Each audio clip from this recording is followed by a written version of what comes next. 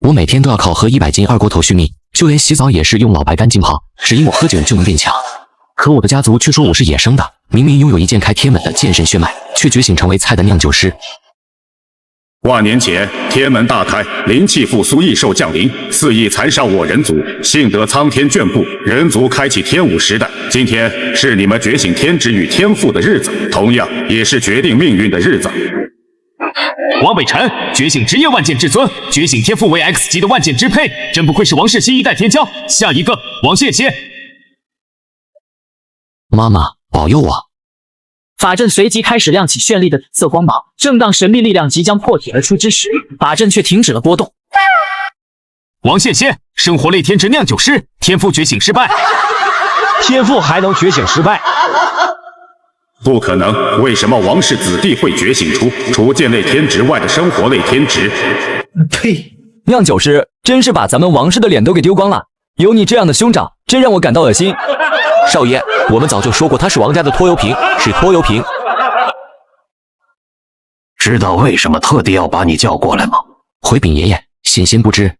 你是真的不知，还是装作不知？现在外面都在传我地族王氏在家里养了个拖油瓶，你觉醒这般天职，让我们沦为天下笑柄。我何曾想过辱没家族荣耀？况且大地血脉自会感应血脉关系，我是不是野生的？难道您不知道吗？父亲大人，子不教父之过，我愿代子恕过。不好，从我记忆开始，便宜父亲从不会这般维护我，事出反常必有妖。现在轮不到你说话，我将王宪先喊到这里的真正原因是为了韩兰之心被盗一案。北辰，你来告诉诸位长辈韩兰之心失窃的真相。各位长辈，经过2周的调查，嫌窃者正是无知兄长王宪先。原来是你这个吃里扒外的拖油瓶！韩兰之心乃慕容家祝贺北辰突破炼血境赠送王氏一族的重宝，你好大的胆！果然是酒鬼教出来的儿子，跟他母亲一个样，整天在外面酒后开心。惨叫声瞬间响彻祠堂之中，众人连忙探去，只见王宪先正死死地抱着王建全的左臂，活生生咬断了他三叔一根手指，而王建全怒怒咆哮道：我要杀了你！今天小爷给你上节课，辱骂别人母亲后是会被报复的，记好了，这次的学费只收你一根手指。王宪先往日唯唯诺诺的，今日怎会如此癫狂？王宪先直接跪向剑帝塑像前。今天我王宪先当着祖宗的面立下天道誓言，以灵魂、血脉、武道共同起誓，若我王宪先盗窃王北辰之宝，神魂皆毁，永不超生。话音刚落，浩然正气从天穹直冲而下，剑帝雕塑爆发金黄色的光芒，然后将王宪先笼罩在内。是先祖庇护，在血脉之力耗尽之前，在场任何一个人都不可对他动手。王建年，你如此处心积虑地赶我走，却不知道我恨不得马上离开这个家。我可以接受自己离开，但我绝不接受以这样陷害的方式被你们扫出家门。还有你这个继母，朝我泼粪水，难道你自己还想不沾一点吗？你做梦！逆子！王北辰，我亲爱的弟弟，你说我盗你宝物，证据确凿是吗？你敢不敢跟着我立下天道誓言？爷爷，族长的位置坐得舒服吗？把家族玩破产，还有脸继续坐在这里？逆子，休得口出狂言，受死吧！平时打我的时候力气不是很大吗？怎么今天那么拉胯？呵呵，看来你跟你那没用的娘一样，也是个反骨，只会逞口舌之快。还有，你不会认为你娘真是死于意外吧？我告诉他，如果他不去自杀，我连你也不会放过。他当时跪下求我放过你的样子，真是像劫了一条泰迪。王建年，灭了你！我要灭了你！随着时间的流逝，王宪先血脉之力也逐渐耗尽，被便宜父亲一掌震飞。到底是个无能，呵呵，今天我就替家族清理门户。石长老，我不管你们之间发生了什么，辱骂长辈、触犯族规，天理难容。我已将他灵脉震碎，念在是王氏一族血脉，我给他个机会，在太阳下山之前走出祖宅大门，就可免除极刑。你还有3个小时的时间。石长老，万万不得留下这个祸害。建年，现在不是顶撞长老的时候，等你救了族长之位，再想办法清清小弟的不求。我要活下去，一定要活下去！我要报仇！王宪先经脉尽碎，中途晕倒数次，但还是拖着沉重的步伐一瘸一拐朝大门走去。王氏祖宅一处，一老一少相对而坐。师父，殿下有大卦来。为师反复和你强调，要稳重些，这里可不是咱们昆仑虚。浅，你别急，慢慢说。小弟听迅速组织语言，把刚刚偷听到的话给2人描述了一遍。浅，你是说那少年的母亲为了孩子选择了自杀？是啊，殿下，那个王羡仙本来心生绝望，一心求死的，就是因为知道这个消息，整个人都疯魔了。您是不知道他内心的仇恨有多吓人，我就听了一下，神魂差点就被震伤了。粉发少女听后陷入了沉默之中，片刻之后，她看向对面老者。白泽帝君，我们能否救下那个少年？仙儿殿下，这是王家的家事，我们只是贵宾，无权干涉。如果母亲还在，她一定会这么做的，请您原谅我的任性。哎，池儿。与此同时，奄奄一息的王羡仙艰难地踏上第5阶台阶的时候，身后石长老无情且冷酷的声音在耳旁响起：太阳下山了，你失败了。仙人之下，我无敌；仙人之上，一怀一。30年河东，30年河西，莫惜少年穷。王羡仙一瘸一拐地走向宗族大门，就在他一只脚迈上第5个台阶的时候，太阳刚好下山，这预示着他将面临家族极刑。3个小时前，石长老当着王氏族人的面说，只要天黑之前走出宗祠大门，便可放他一条生路。然而，太阳下山了，你失败了。石长老，且慢，他还没有失败。仙儿殿下，何出此言？太阳尚未落下，又谈何失败呢？翌日，就在此时，云仙儿双手结印，身体瞬间爆发出耀眼的金光，身后的天地法相赫然凝聚出了一尊庞大的鸟类巨兽。大日金乌，原本暗淡的黄昏因为金乌的出现重新绽放光芒。是金乌出世，直上云霄，取代了消失的落日。这个少女是谁？耀眼的金乌驱散了我心中的阴霾与绝望。谢谢你，是你赐予了我最后的力量。仙儿殿下，召唤金乌对你的负荷极大，如果你想帮他，那我直接把他放了便是。然而少女并没有撤下维持金乌的力量，她知道自己如果开口，那就是对那位少年最后倔强的侮辱。自己的路从来都不是别人施舍来的。伴随着一声怒吼，在众人震惊的目光中，少年猛然起身，他坚定地踏出最后一步，迈出王氏族门。与此同时，空中的金乌瞬间消散，少女也不堪负荷昏了过去。虽然没看清你的长相，但救命之恩，我王羡仙定当涌泉相报。我不管你们跟王羡仙有什么瓜葛，今后禁止对他出手，否则你们这一脉也没必要继续下去了。石长老，王羡仙灵脉被废，本身就难以存活，我们这点你无需担心，记好我的话就行了。长老的语气是认真的，如果我们真的对那小子动手，恐怕……难道是今天那位贵宾大人要保他？你只需要知道，就连老祖面对那位大人也不敢有半分不敬。但是那小子断不可留，现在不是动手时机，且让他再多活几日。曾经还以为妈妈是因为醉酒失足坠河而亡，还让我一度对酒充满厌恶。如今这小葫芦是母亲留给我的唯一怀念。少年一口又一口，一杯又一杯地思念着母亲。就在此刻，少年与酒发生了灵魂的碰撞，身体绽放出耀眼的金光。领悟酒之道，满足天赋觉醒条件。你已经觉醒命格职业九剑仙。紧接着，他枯竭的躯体和断裂的灵脉开始疯狂修复，手中的酒葫芦也开始闪耀金色的纹路，而9天之上的天门则爆发出万年一遇的金色光芒。一柄带有无上气息的巨剑开始凝聚，随后化作天河散落在世间。另一边的王氏祖宅中，为云仙儿疗伤后的白泽帝君双目如炬般注视着天门。这根本不是人，而是酒。传说中的九剑仙出世了。王羡仙，天职命格专属职业九剑仙，等级风脉境九脉，本命法宝九仙葫芦。九剑仙，我的天职怎么变了？仙仙，我的孩子，15岁的你觉醒的天职一定和酒有关吧？葫芦仙人告诉我，在你16岁的时候，他会和你见面。这是妈妈收录的118种酒水配方。你的职业是只要喝酒就能提升实力，还能治愈一切伤势。当醉酒时还能解锁九剑仙形态。酒方中最后一种酒，它只属于你，名为羡仙娘。王氏祖人忘恩负义，早在10年前我就给你打造了新身份。你今后就是天九世的一个孤儿，名叫云九。仙仙，带着妈妈的梦想，自由地活下去吧。妈妈。从今天开始，王羡仙再也不用担惊受怕，因为黎明来了。李伯，李婶，我要走了。是要回家去吗？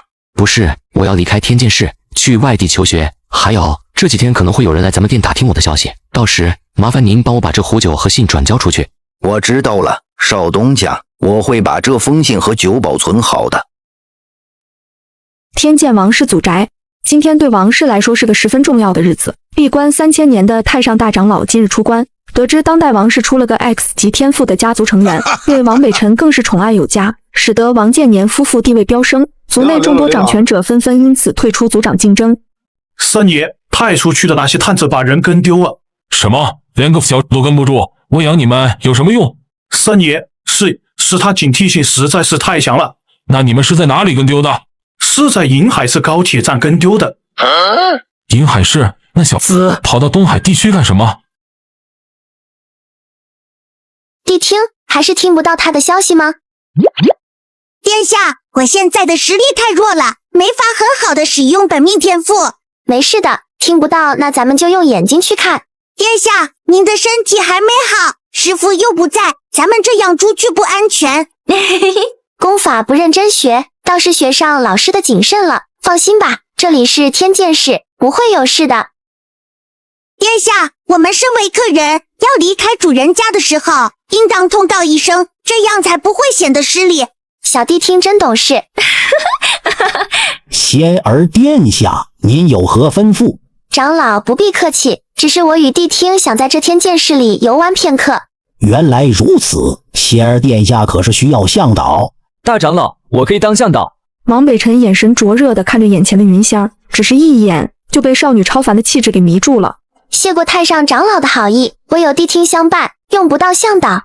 哦，那还请仙儿殿下注意身体，如果有需要，请随时通知我们。王北辰看着云仙离去的方向，面露不甘。辰儿，男欢女爱是很正常的事情，但自古以来婚事也讲究个门当户对，以我王氏现在的体量，可攀不上这般高枝。不过你是我王氏几千年来难得出现的一代天骄，如果能刻苦修炼，未尝没有这个机会啊。祖爷爷，这是真的吗？家族会倾尽全力佐贺这门亲事，祖爷爷向你保证，此事必成。听到这里，王北辰眼神瞬间火热，他舔了舔嘴唇。祖爷爷放心，我定能娶她。09副会长，天才啊！咱们酿酒师出天才了。哦，是什么样的大天才让你兴奋成这个样子？有个刚觉醒天赋的15岁少年酿造了一款凡阶极品仙酿。什么？才15岁？快带他来见我。副会长，人带到了。孩子，你好，我叫李建州，是采购部的部长。李部长好。孩子，我听说你酿出了具有特殊效果的凡阶极品之酒，能否让我浅尝一二？当然没问题。竟然是竹叶青，老夫多少年没喝过来，没想到今天还能喝上一杯。几乎是瞬间，林九体内的气势开始迅速向上攀升。凡酒成灵，凡酒成灵。你好，请问王仙仙在吗？不好意思，少东家几天前去外省上学了。李叔和李婶上下打量着眼前的少女，然后转身从柜子取出一封信和一瓶酒。您应该就是少东家的恩人吧？这是他临走前让我转交给您的。你认识我？少东家说过，他虽然不记得恩人模样，但唯独记得恩人的眼睛。云仙接过了酒和信，拿出那瓶酒抿了一口，然后耳边轻轻回荡起王仙仙的声音：谢谢你，救命之恩，今后我定当涌泉相报。刹那间，云仙的体内仿佛被火焰灼烧一般，随后一声凤鸣，大日金乌再度从背后浮现，异象持续整整10几分钟才消散。这酒不仅修复了我破损的灵魂，灵力还突破了境界。这酒真是出自一个刚觉醒的少年吗？我们一定会再相遇的。孩子，能告诉我们你的天职和天赋吗？看着少年朝自己跪了下来，林九脸上的温柔瞬间被愤怒取代。身为武者，当有傲视之骨，若您有难处，可直接开口，为何摆出这般姿态？武者傲骨，天地不贵，唯有三者可贵：一贵父母长辈，二贵救命恩人，三贵授业恩师。我这一贵，并非为了自己。哦，既然不是为了自己而贵，那你又是为了谁而贵？为了我母亲。你叫什么？你的母亲又是何人？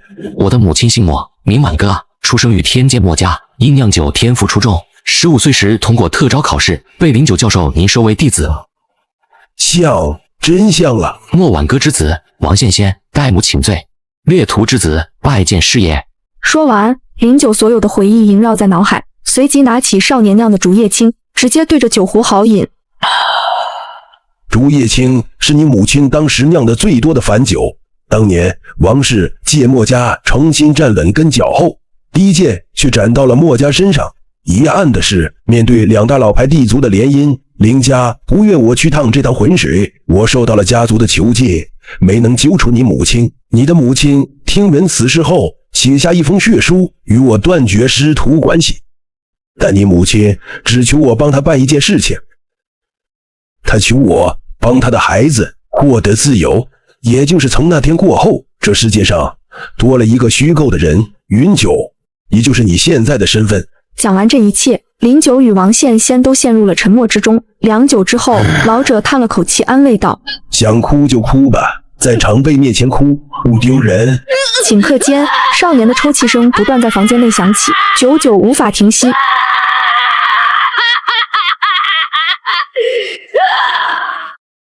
你的身体为何灵脉强劲有力，体内蕴含着坚韧的力量，太不可思议了。肉身与精神之强也远超同龄人。孩子，你这是2次觉醒了。这次觉醒不仅为你带来了强大的天赋，更为你修复了体内的灵脉。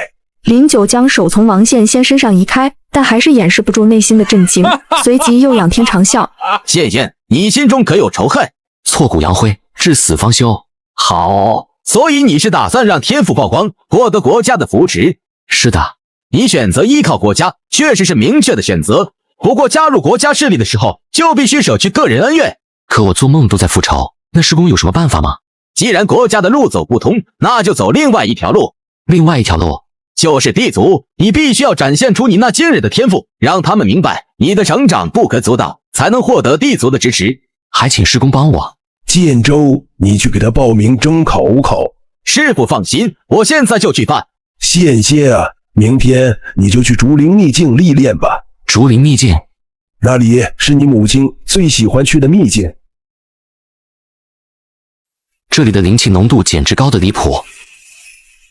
羡仙竹林秘境分为初级区、中级区以及高级区，分别对应1阶通脉境、2阶炼血境、3阶断骨境。初级秘境的杀人猿嗜血熊和竹林狼就是你历练的开始。忽然间，竹林中传来一阵急促的鸟叫声，还不断传来竹竿碰撞以及断裂的声音。一道魁梧的身影缓缓靠近，这是一头全身毛发如尖刺、身高足足有3米的巨熊。嗜血熊是吗？你的一血就归我了。嗜血熊粗壮的四肢孔武有力，利爪如尖刀在空中飞舞，旋即带着血腥的气息冲向王羡仙。而王羡仙并未慌张，伴随着迷人的酒香，黄色葫芦开始往外喷出大量的酒水，化为一把完全由酒凝聚而成的酒之剑。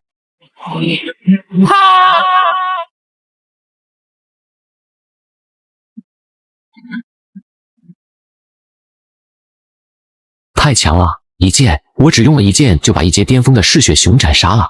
少年酒意化为剑意，相当于每次普攻就是别人的大招，这就是传说中的九剑仙。在确定对方死透后，他才慢慢上前切开熊头，取出异兽独有的能量晶核。竹叶狼，不愧是出色的团队狩猎生物，竟有12只之多。想到这里，王羡仙直接跃到竹子上，避免陷入地面战，因为他知道接下来即将面临的是一场以1敌多的恶战。只能到这里了吗？说罢，王羡仙直接举起了腰间的葫芦，弥漫着酒香的美酒顷刻间从酒壶倒入王羡仙的口中。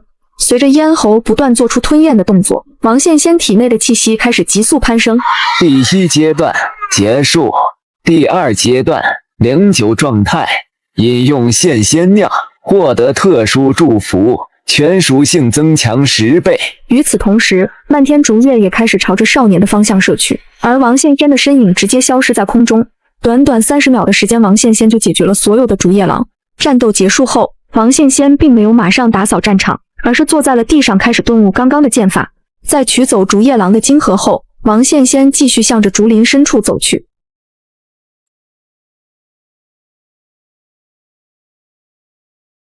杀人猿怎么会那么多？没有丝毫犹豫，王羡仙直接掉头就跑。要知道，初级区最出名的3大异兽中，最强大的就是杀人猿。他们不仅有着不俗的力量，在树林中同样有着极快的身法。最重要的是，他会使用武器，并且杀人猿会使用军阵。如果只有10几只，王羡仙还有信心对抗，但这群杀人猿的数量光目测就有近100只。该死，怎么跑那么快？来不及躲了。千钧一发之际，王羡仙手中的线仙剑直接化为酒水悬浮在他的头顶。刹那间，酒水凝聚成一个温婉的女子，张开双臂把少年紧紧地抱在怀里。数百只竹质长矛直接被这位酒水化成的女子用身子挡了下来。这便是线仙剑第2个特效莫挽歌。线仙剑化作莫挽歌，为王羡仙抵挡致命攻击。这个以母亲命名的效果是被动触发的。看着酒水凝聚而成的母亲的背后插满了长矛，少年的身体开始疯狂地颤抖起来。哪怕这是酒水所化的，王羡仙也绝对无法忍受母亲遭受攻击。王羡仙见状，直接拿出酒葫芦，然后疯狂往嘴里倒酒。尽管杀人猿还在不停攻击，但却始终无法破除莫挽歌的防御。醉，快醉，快点让我醉啊！他不知道吞了多少酒，可依然没半点醉酒的迹象。王羡仙不明白为什么，仿佛他越急就越清醒一般。就在这时，他的酒仙葫芦亮起了一道金光。御剑乘风来，无敌天地间，有酒乐逍遥，无酒我亦颠。脑海中回荡的古老声音不断抚平王羡仙紧张的情绪。无酒我亦颠，无酒，酒剑仙没有酒量上限，怎么可能通过大量喝酒就醉呢？酒剑仙的醉是对红尘的眷恋，是逍遥人世间的心境，没有酒能让他醉倒，除非他自己想醉。想明白这个问题的瞬间，少年的身体突然一震，他的身体开始不断晃动，仿佛连站都站不稳了。与此同时，一股极为恐怖的气息也在他体内蔓延开来。一饮尽江河，再饮吞日月。少年踉踉跄跄地走在竹林中，他的步伐虚浮，仿佛随时都会摔倒一般。就连他那原本清澈的眼神中也多出一丝迷离，透露出一种深深的醉意。前辈醉不倒，唯我酒剑仙。话音刚落，王羡仙手中的酒葫芦瞬间变大，巨型酒葫芦不断往外喷出大量的美酒。这些美酒喷出去的瞬间，便化为了阵阵酒雾，将周围的竹林以及杀人猿笼罩起来。杀人猿见到这诡异的一幕，身体本能的想要逃离这里，但他们惊恐地发现，无论他们怎么跑都无法跑出迷雾的范围。王羡仙低头看着倒在地上的上百只杀人猿，忍不住仰天大笑。醉生梦死，请君梦中赴死。说罢，酒剑仙轻轻挥下手中剑。与此同时，上百只杀人猿的梦中同时出现了王羡仙的影子。接着一剑，清风吹过，带走了竹林中漫天的酒气。少年枕着自己的双臂，发出了轻轻的鼾声。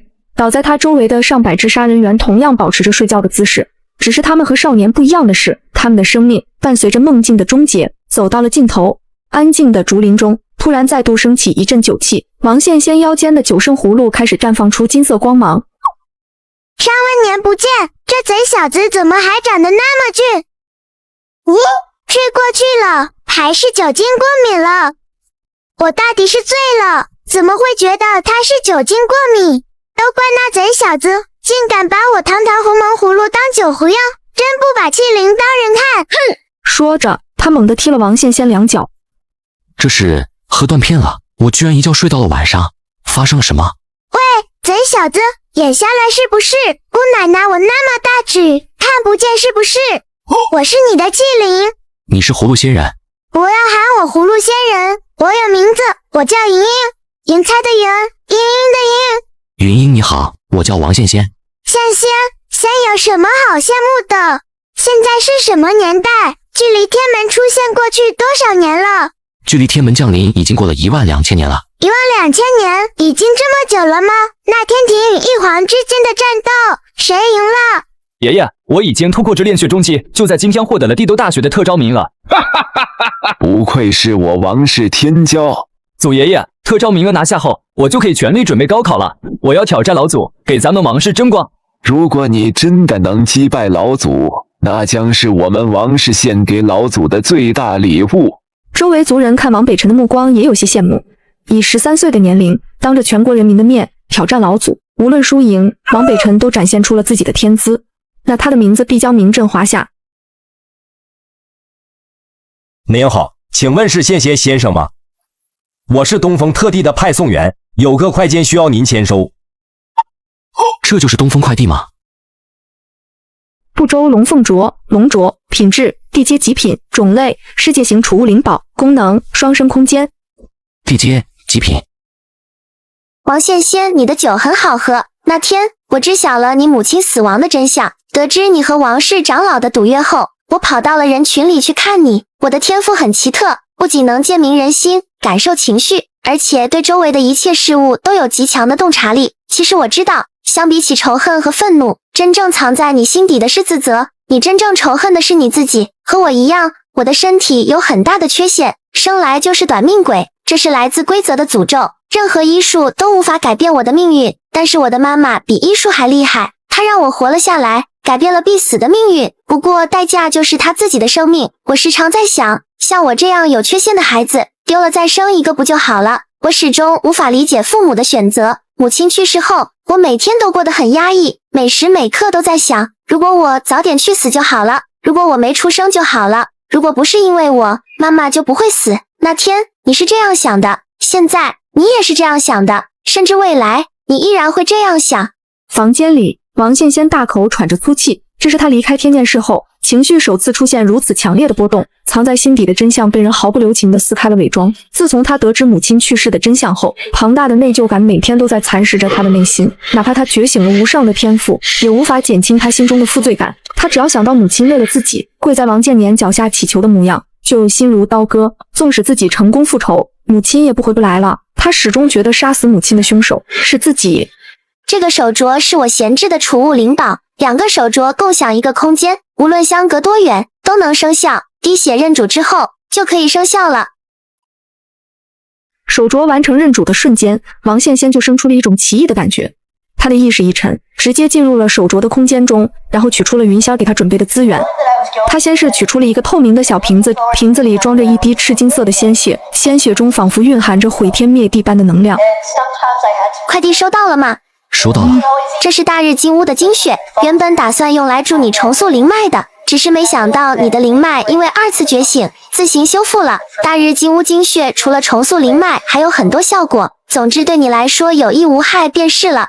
王羡仙听到这滴精血源自大日金乌时，心都快跳出来了。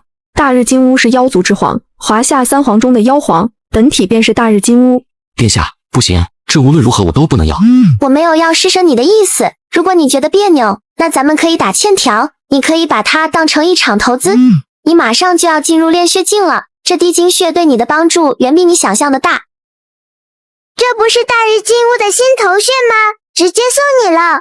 贼小子，你被包养了，仙人都渴求的极致精血熬出头了。羡仙小子干得漂亮。身边的人总是会为我准备好修炼资源，所以我自己并没有收集修炼资源的习惯。袋子里的那张银行卡里面有些钱，具体多少我也忘了，但绝对够你花。密码是你手机号后8位。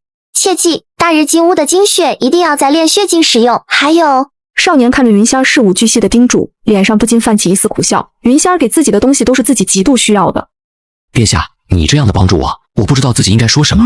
王羡仙，你不是下水道的老鼠，请你堂堂正正的抬起头。我们现在是投资与被投资关系，这不是施舍，这是交易。未来我可能需要你的帮助，如果你真的想报答我，等你心中仇恨落定之后，你要告诉所有人你是我的人。好，那你早些休息，今天也累了一天了，晚安。晚安，殿下。你要告诉所有人你是我的人。少年脑海中不断脑补云仙的声音，盯着手机许久。王羡仙指尖轻轻触碰，殿下。怎么了？我会告诉所有人我是你的人。晚安，殿下。贼小子，有什么情感问题，记得找姑奶奶咨询咨询，人家你还不错，奸污之体，他日成仙，也算是能配得上你，到时候你把他娶了。他是我恩人，我对他只是报恩，你别多想。啊，对，安仁，你想一下，未来有一天，他穿上嫁衣，站在亲朋好友当中，而你不是新郎官，你只能站在下面为他默默送上祝。我就说吧，还想在姑奶奶面前装，喜欢人家就大胆追，条件不行咱就努力，晓得不？有姑奶奶在，啥姑娘你追不到。想给自己定个小目标，今晚突破炼血境。下定决心后，王羡仙直接盘膝而坐，开始吐纳灵气。云英，我要打通剩余3条灵脉，直接突破到炼血境。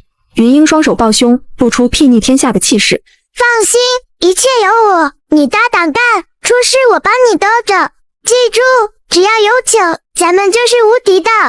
他豪饮几口灵酒，重新填补了体内消耗的灵气。半个小时后，王羡仙的身上开始升起阵阵雾气，他敏锐地感觉到自己的体温变得异常的高。终于迈出了武者第一步，接下来就是重头戏了。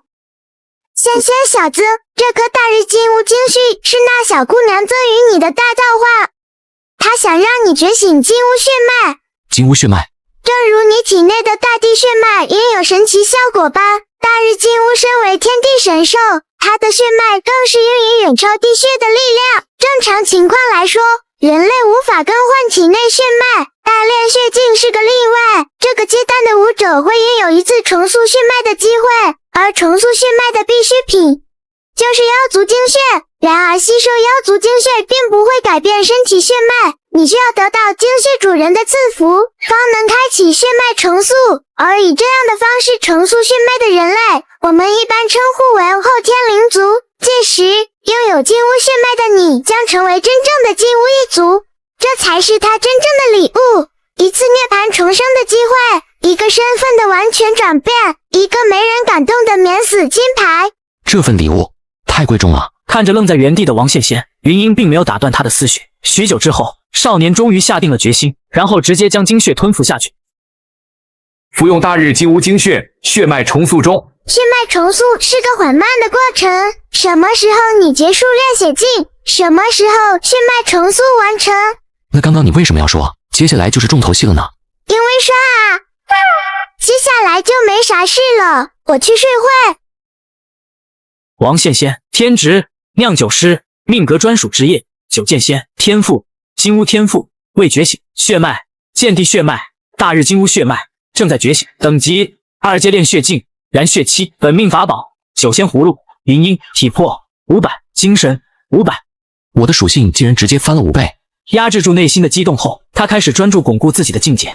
7天后，天九市第2高级中学。同学们，你们好，我叫周琴，是024号考场的考官。下面是考试注意事项。本次5科中考的考试时间为上午9点到晚上9点，总共12个小时。考场分为4大区域：初级区、中级区、高级区、核心区。每个区域都需要达到相对应分数才能进入，分别是0分、150分、400分、1000分。初级区都是不入阶的异兽，中级区全都是1阶异兽，高级区是1阶巅峰异兽和小部分2阶异兽，核心区盘踞着2阶巅峰异兽。击杀不同种类、等级的异兽可以获得相应的分数，希望大家要量力而行，鲁莽是武者大忌。天九市第12015届5科中考正式开始。